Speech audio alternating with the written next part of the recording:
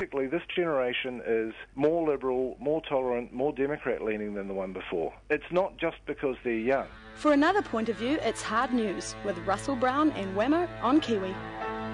6,000 years, Egypt was a pyramid with the pharaoh on top. Then on the triangle will be the army on one side and the religious establishment on the other. Now with this revolution, a fourth power. What you're hearing there in the background is live coverage from Al Jazeera on the situation in Egypt, and it must be said that Al Jazeera is probably one of the best sources for news coming out of Egypt and what has been very much a fluid situation. In fact, they're reporting at the moment that Mubarak will be speaking very shortly after he offers a solution. After all these protests, be interesting to see exactly what that solution is. To talk with us about the media coverage and the situation in Egypt, it's Russell Brown, of course, from publicaddress.net, Media 7. Morning, Russell. Good morning. Hey, +1 on Al Jazeera. That channel has been, well, we only get to see the English one. There's several Arabic ones as well. But the 2 weeks that Al Jazeera has had, first they covered the Tunisian peaceful revolution, which was an enormously encouraging development. Then they had the Palestine Papers, which was their own leak of 10 years' worth of notes of Israeli-Palestine peace negotiations, which would still be running now were it not for what is happening in Egypt. Yeah.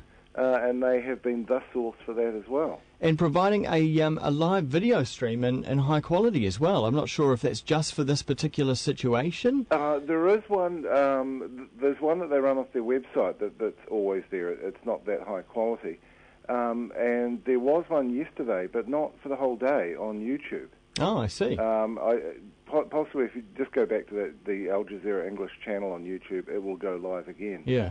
I was a bit disappointed last night. I was going to sit down and try and watch it with my Apple TV through my new television, but they'd taken it down. But isn't it amazing that a network like this is able to bring the news in such a true way, or what appears to be a true way anyway, to the world in a way we've never seen before? Oh, it's just so enormously measured and professional.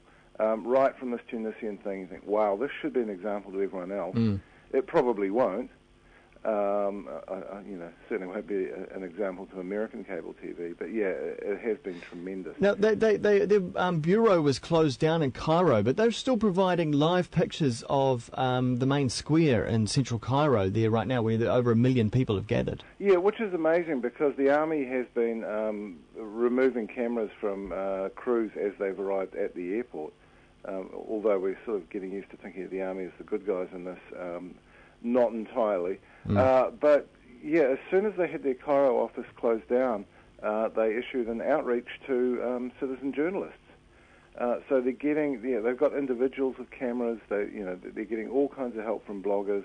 It is quite remarkable. And the flow of information hasn't been prevented from getting out by shutting down the internet and closing down texting and all that kind of thing. The information is still getting out. Yeah, exactly. And there was quite an interesting thing on Al Jazeera about that last night, pointing out that they're at the stage now where the internet and even mobile phones are irrelevant because the mobile phone network went down again or was taken down. Those things were clearly very helpful in building the momentum of this, but now people, it's word of mouth now. It's word of mouth, yeah. But there's also old technologies like ham radio that have come into play as well. Yeah, ham radio, and there's a ham radio version of the internet as well. Is there? And also people are able to connect to the internet via satellite phones. What the regime has done in cutting off Egypt from the internet is actually unprecedented. Yeah.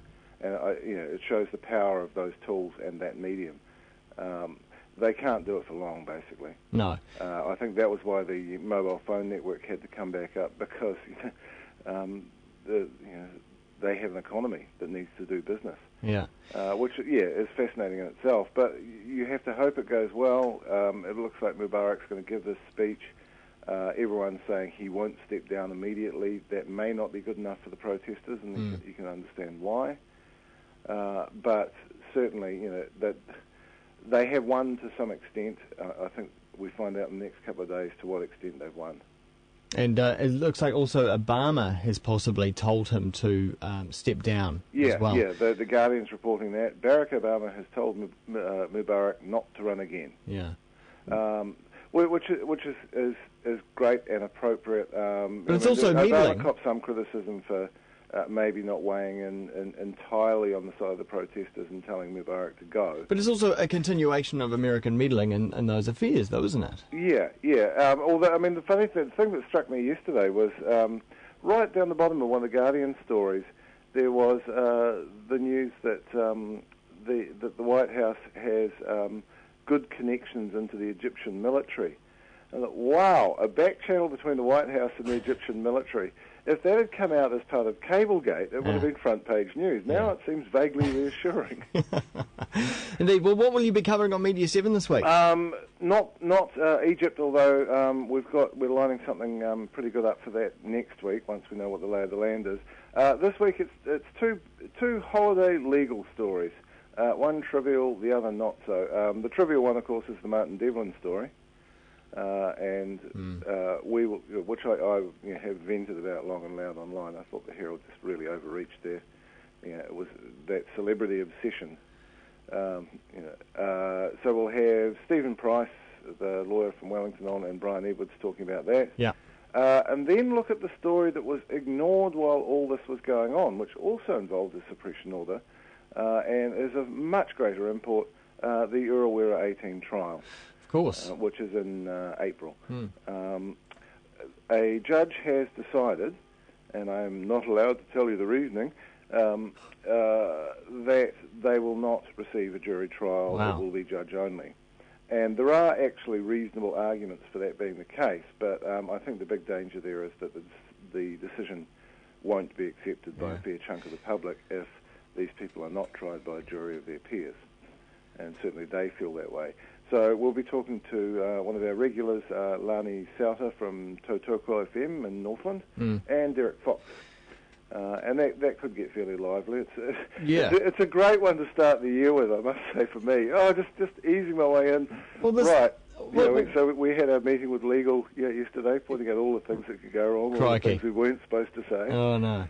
So that'll be interesting, but I think it should be quite a good show because Lani's great talent. Derek Fox always has something to say, and I think Stephen and Brian will be good as well. And we have a new feature called The Source, which is media numbers every week. Media numbers? Yeah. Okay. So I've got first week back at work. Oh my God, there's all this new stuff. Yeah. And, look, is that like meeting with the lawyers? And is that like Times numbers, the Time will have, like a little section on very much numbers. That sort of thing. They may come from Nielsen, they may come from individual media organisations. Yeah.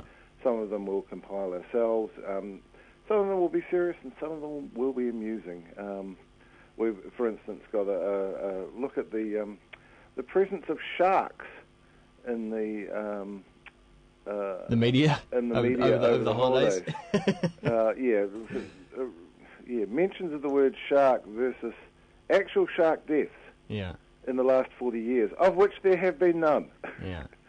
So we'll have a bit of fun with that as well. Cool. All right, look forward to it. Thanks very much, Russell. I'm going to go and write my script now. All right, see ya. Cheers. Russell Brown at publicaddress.net, Media 7 show on TV.